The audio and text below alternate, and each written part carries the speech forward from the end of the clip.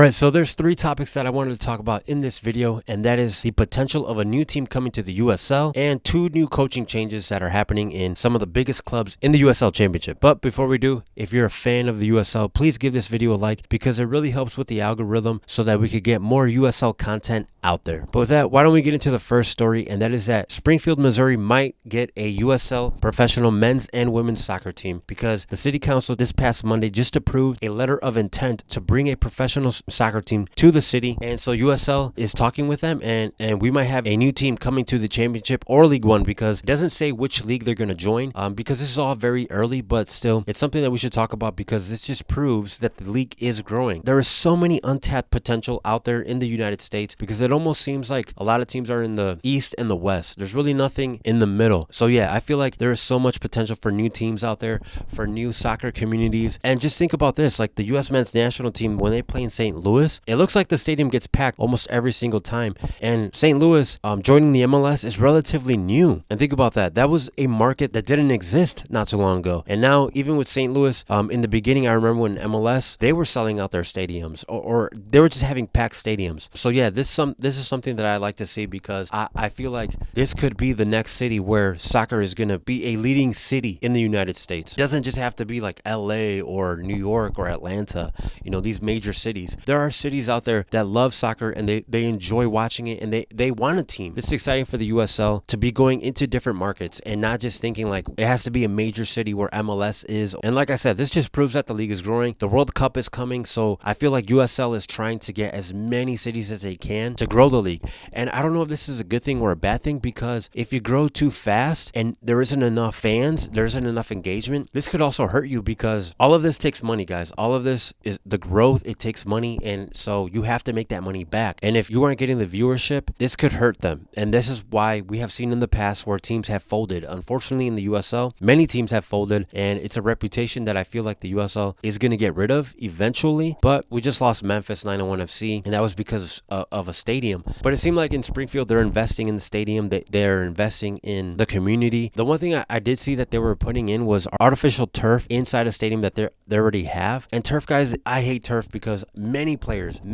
are getting injured because of it. There's also superstars in the MLS that don't want to play on turf, and so anytime they have to play on that field, they opt out. They sit out, and yeah, because why wouldn't they? In turf, there has been a lot of injuries. Plus, grass just looks cleaner. It looks like a soccer field. But yeah, overall, I think this is exciting. The one thing I will say also is that there have been teams that were announced that were coming into the USL, and you haven't really heard anything much about them anymore. Like, for example, Milwaukee or USL Iowa. So there's different teams out there that were announced that they were coming. So we shall see what happens. Like I said, this is just a letter of intent. So this is very early in the process. Moving on, we have to talk about the coaching changes in Sacramento and San Antonio, because I know this happened a while ago, but I didn't make a video on it. I didn't cover it. But Sacramento and San Antonio both let go of their coaches. Mark Briggs for Sacramento and Alan Marcina for San Antonio. Now, starting off with Mark Briggs, I was pretty shocked at that. I was shocked at both of them, to be honest. But with Mark Briggs, I feel like I would have loved to see him win a championship with Sacramento. I feel like Mark Briggs, when you think of Sacramento, that's obviously someone that you think of because he has invested so much time in the community and in his team, obviously as a manager, but I feel like he was a pivotal part in Sacramento's success. And I feel like they're a top club in the USL Championship. I mean, we cannot forget the historic run that they had in the US Open Cup, where they made it to the final, and unfortunately they lost, but still they made it to the final.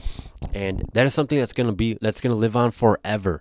And I feel like Mark Briggs could have still stayed at Sacramento. I would have loved to see him win that cup, but the reason why they let him go was because the Sacramento ownership felt that they had the team, the quality of players where they should have been winning championships, and unfortunately they didn't. And so he would always make it to the playoffs. He just couldn't get over that hump, and unfortunately that is what cost managers their jobs. And so they replaced him with Neill Collins, and Neill Collins is no stranger to the USL Championship. He coached from 2018 to 2023 with the Tampa Bay Rowdies. He won two Eastern Conference titles, and he also won the Players Shield with the Tampa Bay Rowdies. He's a coach that wins. He has shown that. And a lot of times teams, when they hire a new coach, it's actually rare, I would say, where they actually hire someone better. And Mark Briggs is a legendary coach in the USL Championship. I feel like he's going to come back in the USL because he has that unfinished business. He has to win that title. And so Neill Collins is someone I feel like is actually better than him because he has won some stuff. He has some silverware to his name. He was also coach of the year for the whole USL championship. So that's impressive, guys. And I'm excited to see because they have a new ownership group. They're also in the steps to get a new stadium, a soccer specific stadium. This is great stuff to see. Neill Collins, I think, was a great hire for Sacramento. I'm excited to see the players that he brings, the type of playing style that they do, and hopefully they are able to win that championship. Hopefully he's able to get that championship for himself as well, because Neill Collins left, he had a great record with Tampa Bay, and he leaves for EFL Barnsley FC, which I think is a huge step up. I think that's great to be able to be a coach in England, to play in the EFL, of course, the championship, and you have the Premier League. So that just shows you that they were looking at him,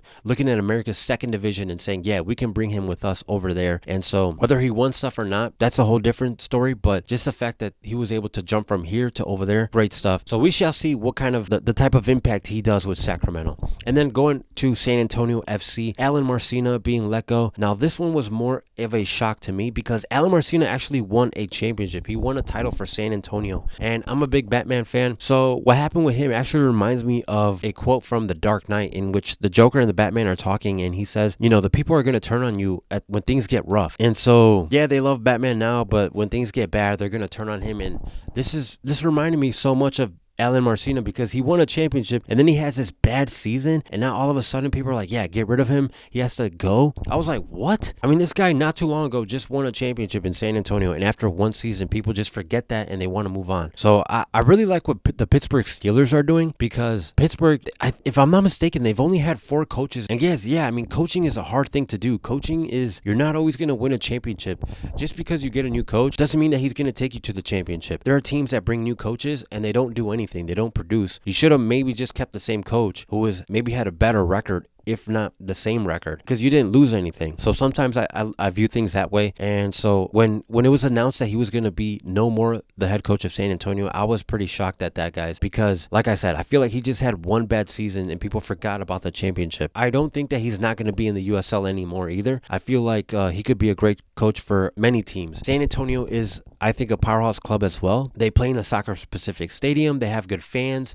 People turn out. The club looks like it's just run well. Many teams look like they were being ran well and they have folded in this league. But yeah, they're replacing with Carlos Llamosa, a former U.S. men's national team player. Anytime anyone has ever worn the U.S. men's national team, I'm all for it. Give them a shot. Let them be a coach because they rep the USA. I'm all in. Now he brings 14 years of coaching experience with him, coaching in the MLS, and also he's coached the New York Cosmos. He's coached team assistant coached in Chivas USA's when he started, Portland Timbers, New England Revolution. So he has experience, guys. Maybe not as a head coach, but still, like I said, sometimes teams will bring in new coaches and it's harder to get someone that's been better. And with this, guys, we don't know yet. So we shall see what kind of things he brings with San Antonio. I also believe that San Antonio has a good foundation. And so we shall see if he's able to bring a cup. But the thing is, every single team in the USL is obviously going to be fighting for that cup. And I actually have a lot of empathy for coaches, because when things go well, a lot of times the coach, yes, gets credit, but a lot of players get credit as well.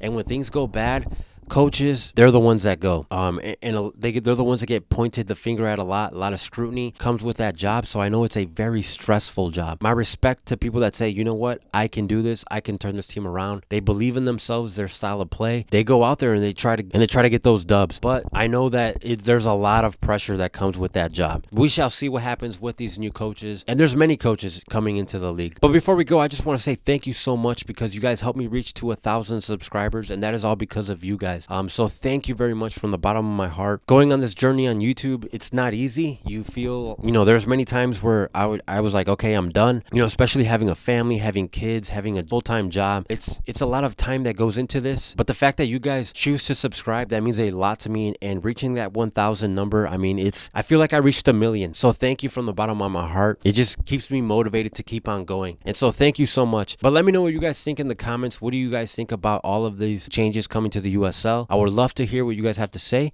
And with that, I will see you all on the next one.